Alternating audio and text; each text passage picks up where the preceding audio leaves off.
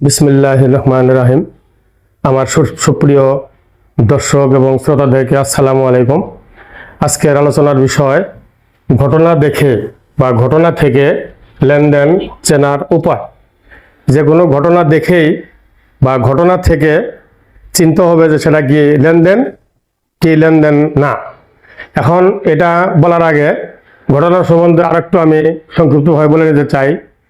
সেটা হলো যে আমাদের জীবনে যা কিছু ঘটে তাই ঘটনা। যে কোনো কিছুর পরিবর্তন হওয়াকেই ঘটনা বলে। যে কোনো কিছুর অবস্থার পরিবর্তন, যে কোনো একটা অবস্থার পরিবর্তন হওয়াকেই বলে ঘটনা। যেমন ব্যক্তি, প্রতিষ্ঠান, সমাজ এবং রাষ্ট্র ইত্যাদি ক্ষেত্রে সংঘটিত যে কোনো পরিবর্তনকেই ঘটনা বলা হয়। অর্থাৎ ব্যক্তি, প্রতিষ্ঠান, সমাজ এবং রাষ্ট্রের ক্ষেত্রে যে কোনো ধরনের পরিবর্তন যদি হয় সেটাকে বলা হবে ঘটনা। আবার আরোভাবে বলা যায় যে আমাদের জীবনে বা মানব জীবনে প্রতিনিয়ত সংঘটিত কর্মকাণ্ডগুলোকেই বলা হয় ঘটনা। আমি আরো সহজভাবে বলতে চাই যে আমাদের জীবনে প্রতিনিয়ত যে সকল কর্মকাণ্ড সংগঠিত হয় প্রত্যেকটি হলো ঘটনা। কিন্তু আমাদের কমার্সে একটা শব্দ আছে, একটা ভাষা আছে যে প্রত্যেকটি লেনদেনই ঘটনা, কিন্তু প্রত্যেকটি ঘটনা লেনদেন নয়। আমি আবার বলতেছি যে আমাদের কমার্সে একটি ভাষা আছে যে সকল লেনদেন ঘটনা, কিন্তু সকল ঘটনা লেনদেন নয়। আরো সহজভাবে বলতে গেলে বলা যাবে এভাবে যে যত লেনদেন আছে সেগুলো প্রত্যেকটি একটা ঘটনা। অর্থাৎ লেনদেন হওয়ার সাথে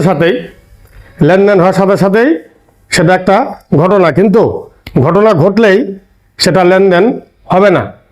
তার মানে ঘটনা ঘটলেই সেটা লেনদেন হবে না, কিন্তু লেনদেন যদি হয় সেটা আবার হবে ঘটনা। তাহলে আমাদের যে ভাষাটা, আমাদের কমার্সের যেটা ভাষা, সেটা হলো যে সকল লেনদেন ঘটনা, কিন্তু সকল ঘটনা লেনদেন নয়।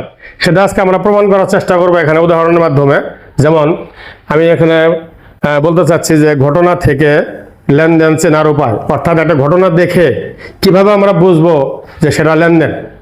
এখন প্রত্যেকটা ঘটনার মধ্যে, যে কোনো একটা ঘটনার মধ্যে যদি তিনটা জিনিস থাকে তাহলে সেটাকে আমরা লেনদেন বলতে পারবো। যেমন প্রথম হলো দুটা পক্ষ থাকতে হবে। অর্থাৎ একজনে গ্রহণ করবে, একজনে প্রদান করবে, এরকম যদি হয় তাহলে সেটা লেনদেন হবে। আর্থিকভাবে পরিমাপ, অর্থাৎ যে ঘটনাটা ঘটলো সেখানে টাকা পয়সা থাকতে হবে। যে ঘটনা ঘটলো তার সাথে অর্থের একটা পরিমাপ থাকতে হবে যে কত টাকার ঘটনা ঘটছে, এরকম। আর সর্বশেষ হলো আর্থিক পরিবর্তন বলতে এই যে দুটা পক্ষ যে বলছি, সেই দুটা পক্ষের মধ্যে আর্থিক পরিবর্তন হতে হবে। আর্থিক পরিবর্তন বলতে বোঝায় একজনের টাকা বাড়বে আর একজনের টাকা কমবে, একজনের সম্পদ বাড়বে, একজনের সম্পদ কমবে, তাহলে হবে আর্থিক পরিবর্তন। অর্থাৎ একটা ঘটনার মধ্যে যদি এই তিনটা জিনিস থাকে সেটাকে আমরা বলতে পারবো লেনদেন। তাহলে যে কোনো ঘটনা থেকে আমরা লেনদেন বুঝতে চাইলে প্রত্যেকটা ঘটনার মধ্যে যদি এরকম থাকে, তিনটা জিনিস থাকে, অর্থাৎ যে ঘটনার মধ্যে এই তিনটা শর্ত, এই তিনটা জিনিস উপস্থিত, সেটাকে বলবো আমরা লেনদেন। আমরা যেটা উদাহরণের মধ্যে যাই, যেমন একজন বৃদ্ধ লোককে অথবা একজন অন্ধ লোককে যদি আমরা রাস্তা পার করে দিই, সে রাস্তা পার হতে পারতেছে না, আমরা তাকে ধরে রাস্তা পার করে দিলাম। এখানে কিন্তু দুটা পক্ষ আছে। যাকে রাস্তা পার করে দিচ্ছি বৃদ্ধ লোক, সে একটা পক্ষ, আর আমি রাস্তা পার করে দিলাম, আমি নিজে একটা পক্ষ। তাহলে দুটা পক্ষ কিন্তু আছে এই ঘটনার মধ্যে।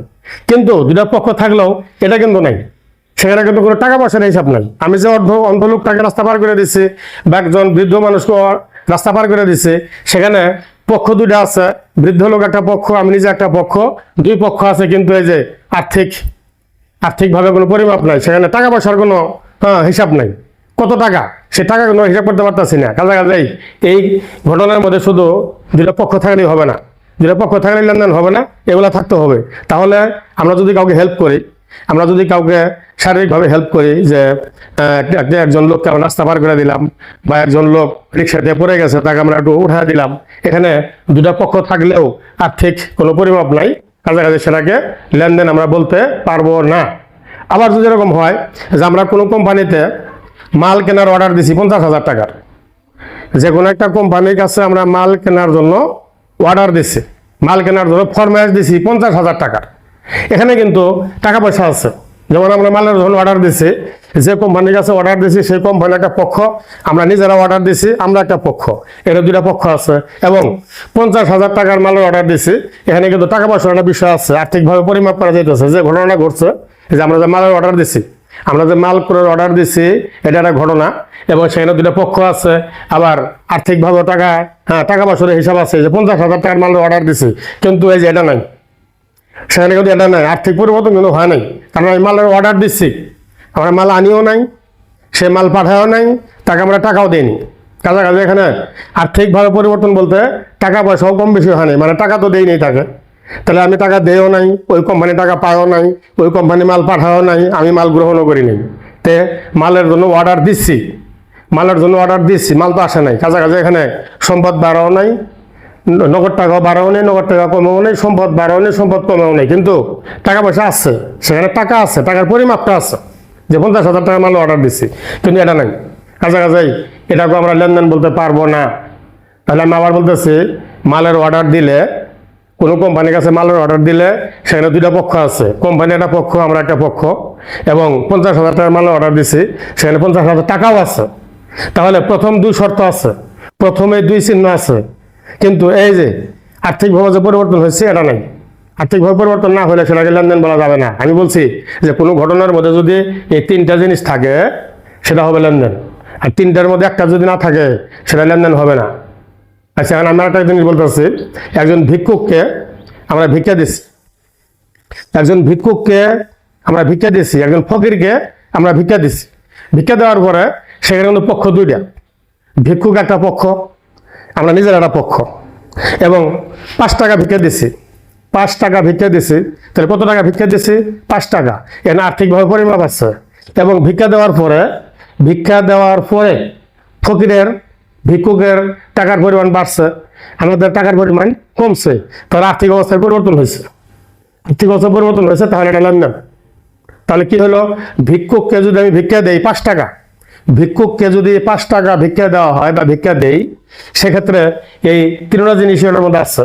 যদি ভিক্ষুককে ভিক্ষা দেই, এটা একটা ঘটনা, এটা ঘটনা ঘটছে, কারণ ভিক্ষা দিছি, এটা ঘটনা ঘটলো।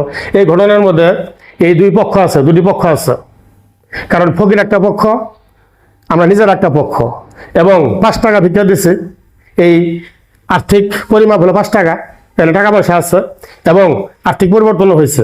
আর্থিক পরিবর্তন হয়েছে হইলো ভিক্ষুকের টাকার পরিমাণ বাড়ছে, আমাদের টাকার পরিমাণ কমছে, তাহলে এটা আর্থিক পরিবর্তন হয়েছে, অর্থাৎ এটা একটা লেনদেন, এটা একটা লেনদেন।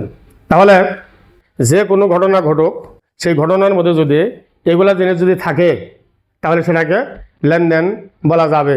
আর কোনো ঘটনার মধ্যে যদি এই তিনটা জিনিস না থাকে, যে কোনো একটা জিনিস থাকলে হবে না, যে কোনো দুইটা জিনিস থাকলে হবে না, তিনটা জিনিসই থাকতে হবে, সেটাকে, সেই ঘটনাকে বলা হবে লেনদেন। আমরা যদি কোনো কোম্পানিতে, কোনো প্রতিষ্ঠানের কাছে মালের অর্ডার দিই, কোনো প্রতিষ্ঠানের কাছে মালের অর্ডার দিছি, 50,000 টাকার মালের অর্ডার দিছি, মাল ক্রয় করার জন্য ফরমাইশ দিছি, ভবিষ্যতে ক্রয় করবো, কিন্তু ক্রয় হয় নাই। এখানে দুটা পক্ষ আছে, যে কোম্পানির কাছে, একটা কোম্পানির কাছে মালের অর্ডার দিছি, কোম্পানির একটা পক্ষ, আমরা নিজের একটা পক্ষ, এবং 50,000 টাকার মালের অর্ডার দিছি।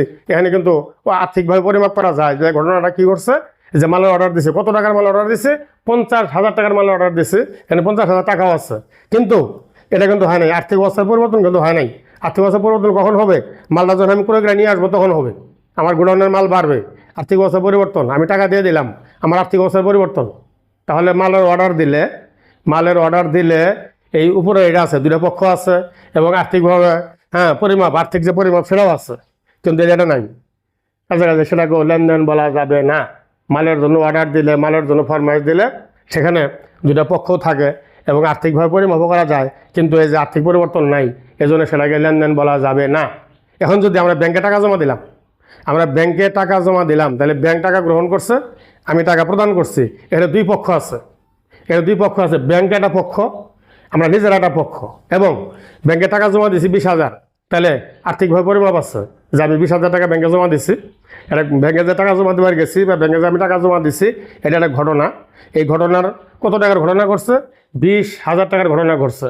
এবং যখন আমি ব্যাংকে টাকা জমা দিচ্ছি, ব্যাংকের টাকা বাড়ছে এবং আমাদের নিজেদের টাকা কমছে, তার মানে আর্থিক অবস্থায় পরিবর্তন হয়েছে। আর্থিক অবস্থায় পরিবর্তন বলতে কি বোঝায়? হলে টাকার পরিমাণ বাড়বে, টাকার পরিমাণ কমবে, সম্পদের পরিমাণ বাড়বে, সম্পদের পরিমাণ কমবে, এগুলো হলো আর্থিক অবস্থার পরিবর্তন। তাহলে ব্যাংকে টাকা জমা দিলে সেখানে দুটো পক্ষ থাকে, ব্যাংক থাকে একটা পক্ষ, আমরা নিজের একটা পক্ষ, এবং 20,000 টাকা বা 10,000 টাকা ব্যাংকে জমা দিলে টাকারও পরিমাণ থাকে, টাকার পরিমাণ থাকে। এবং যদি টাকা জমা দেওয়ার পরে ব্যাংকের টাকা বেড়ে যায়, আমাদের টাকা কমে যায়, এখানে আর্থিক অবস্থার পরিবর্তন হয়, তাহলে এটা হবে লেনদেন, এটা হবে লেনদেন। তাহলে লেনদেন হতে হলে, কোনো ঘটনা দেখে লেনদেন চিনতে হলে, কোনো ঘটনা দেখে লেনদেন চিনতে হলে এই তিনটা জিনিস খুঁজতে হবে, এই তিনটা জিনিস খুঁজতে হবে, দুইটা পক্ষ খুঁজতে হবে, এবং আর্থিকভাবে পরিমাপ খুঁজতে হবে, এবং আর্থিকভাবে পরিবর্তন হয়েছে কিনা সেটাও দেখতে হবে। বলতে পারি যে 20,000 টাকা বেতনে একজন কর্মচারী নিয়োগ দেওয়া হলো, একটা প্রতিষ্ঠানে 20,000 টাকা বেতনে একজন কর্মচারী নিয়োগ দেওয়া হলো, এরকম যদি হয়, সেখানেও কিন্তু দুটা পক্ষ আছে। আমরা একটা কর্মচারী নিয়োগ যদি দেই, সেই কর্মচারী একটা পক্ষ, এবং আমরা নিয়োগ দিচ্ছি আমরা নিজের একটা পক্ষ, এবং কত হাজার টাকা বেতনে নিয়োগ দিচ্ছি? 20,000 টাকা বেতনে একজন কর্মচারী নিয়োগ দিচ্ছি, সেখানে কিন্তু টাকার পরিমাণ আছে 20,000 টাকা। তাহলে একটা কর্মচারী নিয়োগ দিচ্ছে, এটা কিন্তু একটা ঘটনা। এবং 20,000 টাকা বেতনে কর্মচারী নিয়োগ দিচ্ছি, এখানে কিন্তু টাকার পরিমাণ আছে, মানে টাকার সাথে সম্পর্ক আছে। কিন্তু সে কিন্তু আমার এখানে যোগদান করে নাই, আমার প্রতিষ্ঠানে যোগদান করে নাই, এবং সে আমাকে সেবা দেয় নাই, এবং তাকে আমরা টাকা পয়সা পরিশোধ করি নাই। অর্থাৎ আর্থিকভাবে কোনো পরিবর্তন কিন্তু হয় নাই, ওই কর্মচারীর আর্থিক পরিবর্তন হয় নাই, আমাদের প্রতিষ্ঠানের আর্থিক কোনো পরিবর্তন হয়নি, কাছাকাছি, এটাও লেনদেন হবে না। আমি আবার বলতেছি, যদি এরকম হয় যে 20,000 টাকা বেতনে একজন কর্মচারী নিয়োগ দেওয়া হলো, 20,000 টাকা বেতনে একজন কর্মচারী নিয়োগ দেওয়া হলো, এটা একটা ঘটনা ঘটলো, কোনো ধরনের ঘটনা, কর্মচারী নিয়োগ দিচ্ছি, কিন্তু এখানে পক্ষ আছে দুইটা পক্ষ আছে, কর্মচারী পক্ষ, আমরা প্রতিষ্ঠানের পক্ষ, এবং সেখানে টাকা পয়সা আছে, আর্থিক পরিমাণ আছে, যে কর্মচারী যে নিয়োগ দিলে কত টাকা বেতন দিতে হবে? 20,000 টাকা বেতন দিতে হবে, এটা হলো আর্থিকভাবে পরিমাপ। কিন্তু সে যোগদান করে নাই, সে কাজ করে নাই, তাকে আমরা বেতন দিয়ে নিয়ে আসলো, কাছাকাছি কর্মচারীর মধ্যে এবং আমাদের প্রতিষ্ঠানের মধ্যে আর্থিকভাবে কোনো পরিবর্তন হয়নি, কাছাকাছি, এটাকে লেনদেন বলা যাবে না। কর্মচারী নিয়োগ দিলে, কোন মাল ফরমাইশ দিলে, সেটা যেরকম লেনদেন হবে না।